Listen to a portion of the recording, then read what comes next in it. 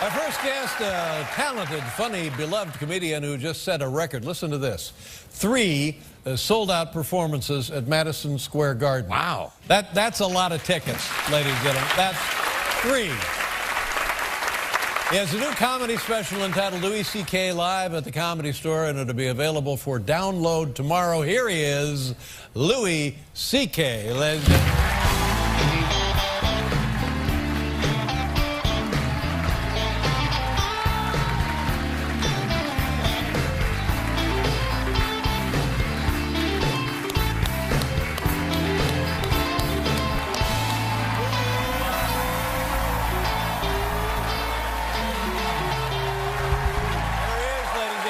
You look great. Thank you.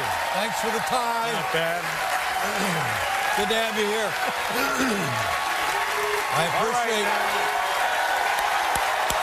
Sorry. They go crazy. Thank you. Thank you. I appreciate you coming out in the storm. How's your family? Is your family all safe and ready to go here? Everybody's okay, yeah. Are the girls looking forward to a big New York City blizzard? Yeah, they're very excited. You know, for us it's bad news, and for them it's great news. Yep, because they get probably 1 or 2 school days off. Probably, yeah. And I try to keep them, you know, ready for I tell them we're probably not going to make it. We're probably all going to die. And then... Really? Yeah. I don't think we're going to make it, girls. That's what I told them. Well, that's too bad. Yeah, Dad's got to go do a talk show, but I don't think we'll make it. No, I don't think we're going to make it. Yeah. This thing is mind-boggling, and I understand there was a 4th show at Madison Square Garden, which you suspended because people can't come out in the snow. That's right. It was tomorrow night. I sold out 4 shows. Right. I did 3 of them. And then tomorrow was the next one, but, you know, it's crazy. Nobody's going to be here. Well, congratulations. That's one of those things in your career you should be very, very proud of. I am. It was pretty great. Yeah, good for you. Thank you. Now, when you're working an enormous arena like that, how do you create an intimacy that would be conducive to comedy? Yeah, it's funny because, you know, if you go see a concert like a rock band, everybody's going, woo, you know, but that's not appropriate during comedy because you're supposed to just listen. Yes. Politely, you know. So it is a weird feeling that there's 15,000 people and they're just sitting there listening. It's a little unnerving. Well, that's a tremendous piece of power that you have over, and that's a great tribute to you, great respect. Well, it does. For you. It feels good to make them all laugh at the same time. 15,000 people laughing at your jokes. It's kind of an amazing feeling. But also having them sit there looking at you, listening is really great too. But I always see, I've done it 3 times now, and it was the same every time, that they're all laughing, the show's going great. But what I see are, there's at least, in 15,000 people, there's like 1,000 disappointed people. There's like 1,000 people. No. And they're dotted, I see them all. You see them?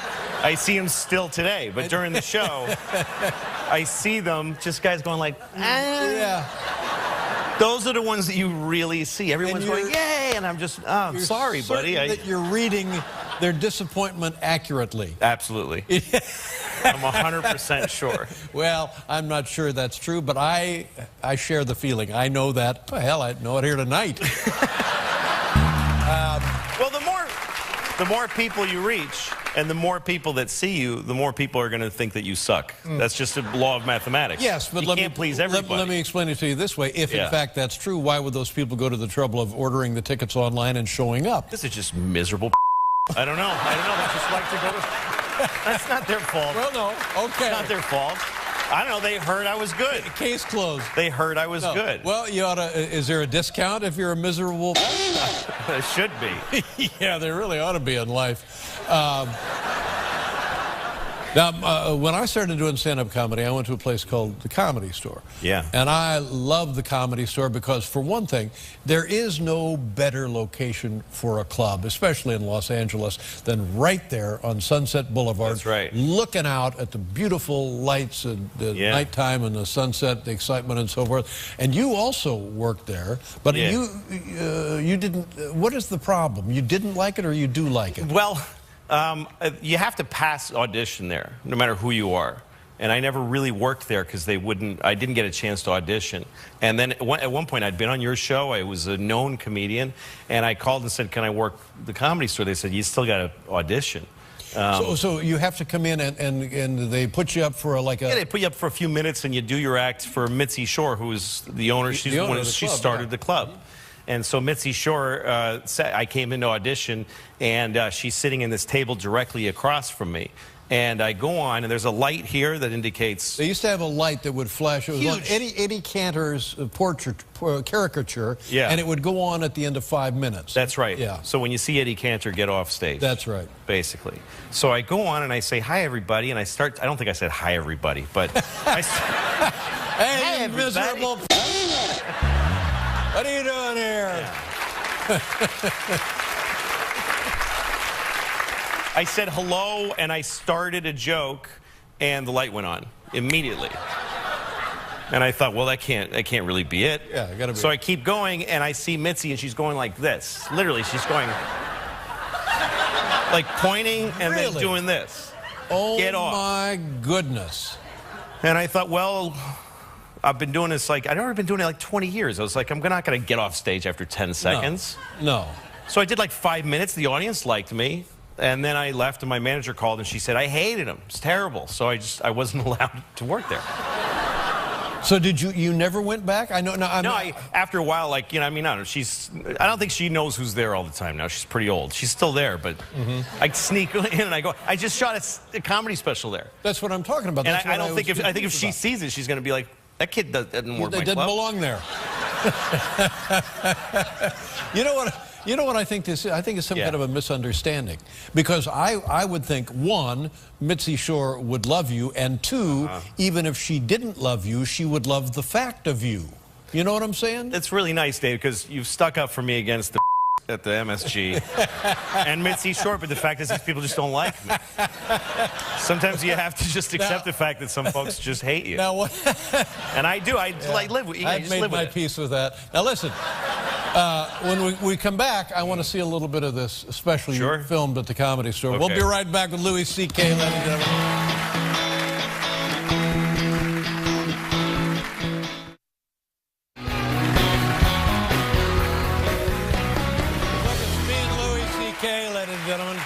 I'm gonna start telling people that I sold out Madison Square Garden, and they're gonna say, "Wow!" And I said, "Yeah, but you know, it was the night of the big blizzard."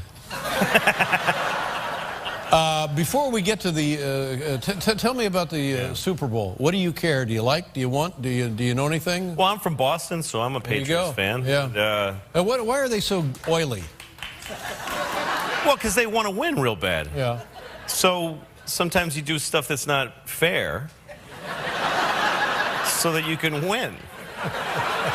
I have no problem with it. I think it's hilarious. Well, it is hilarious. And, why not? It's a stupid football game. I mean, just deflate the balls, poke a guy in the eye or whatever. It's football. But now, I put a lot of thought to this because I don't have I mean, other than the fact that they beat my Indianapolis Colts. Well, and football people tell me that an underinflated football usually represents about 45, 50 points. In different like that's a stretch. So now I'm hot. Right. Sure. But it was the Tom Brady's at the press conference after they beat the Ravens. Have you heard this story? Yeah, he's talking about his balls and stuff the whole time. No. But this is after the Ravens game. Sorry, I don't know. And he's saying the Ravens are upset because they're running trick plays and they got different lineups and formations and stuff. And Brady says, well, they should read the rule book. Now the Ravens think, wait a minute, Pretty Boy is telling us to read the rule book? Right. So the guy, Harbaugh, calls Pagano in Indianapolis, and he says, you know what, they're using underinflated balls. Make a stink about it. Yeah. And that's how the whole thing started. So Tom Brady is getting, for shooting his mouth off, he's getting it right back. It's right. It's great. Yes. It's great. It's fun. It is fun. It's fun. When it's your turn to use the rules, you use it against the other team. And when you want to do something wrong in order to win, you do that. Yeah. And then you get caught and people yell at you and you just go, I don't know. I mean, I'm positive that's what happened. That's what happened. Now, Belichick, I think that Bill Belichick and Brady had a meeting and they said, how can we get an edge? And he said, I'd really like the football to be easier to grab. And he said, okay, I'll deflate it. And afterwards, just deny it no matter what anybody says. It would be great if they deflate it and put a squeaky thing in it. But now, are these the lessons you teach your girls at home? Well, they're not ever going to play football. Well, I think this is confined to football. It's only in the world of football. Well, I mean, I don't know. There's a balance with your kids because you want them to be honest people. Because you want to be able to say you raised an honest person. Sure. But you want them to have a good life. You want them to use every tool available to them. Yeah. And sometimes lying is a very effective way. No, Louie, this is where you and I are going to part company because I will tell you now something that I know you know, and I know you've told your kids. Honesty is its own reward.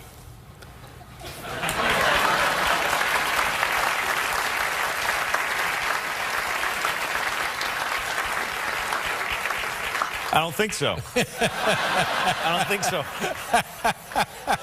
Well, here's the thing to me about lying is that I don't think you should do it, but I get it.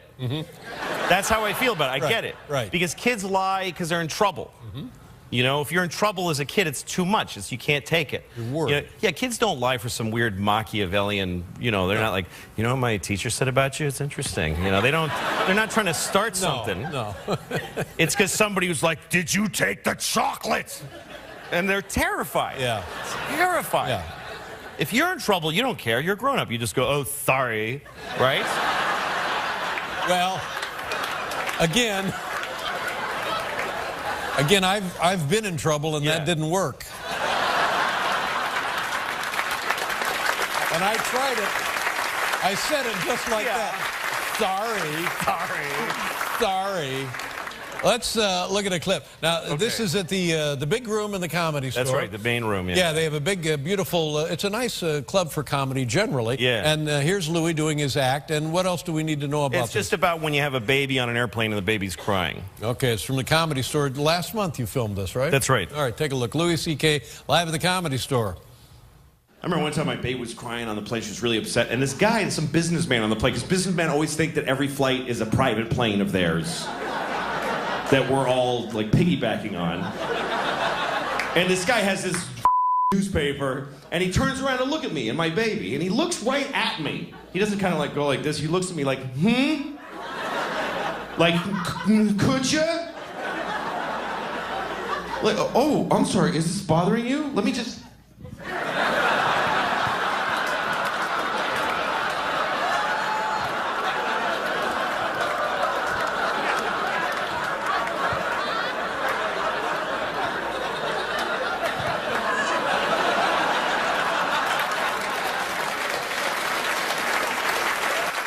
That's right.